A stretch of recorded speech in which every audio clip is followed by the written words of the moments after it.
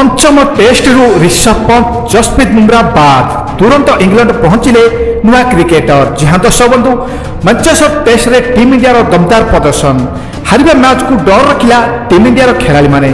bowling करी करी धराशायी हेले इंग्लैंड खेलाड़ी प्रथम इनिंग्स रे खराब प्रदर्शन सत्ते द्वितीय इनिंग्स रे इंग्लैंड बॉलर को कले निराश गोटे इनिंग्स रे देखिबा मिलिथिला तीनोटी सेंचुरी अधिनायक गेल पारी संभाली दुई स्पिनर रविंद्र जाडेजा और वाशिंगटन सुंदर प्रथम इनिंग्स रे भारत मात्र 358 रन करथिला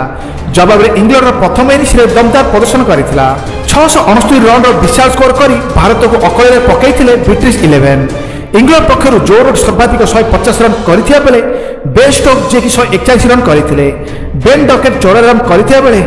311 रन रे पछुआ थिला भारतीय दल से भारतीय बैट्समैन मते निराश करथिले मात्र शून्य दल 2 विकेट हराई सारिथिला हेले एहा पर गिल एवं राहुल को दमदार बैटिंग एवं जाडेजा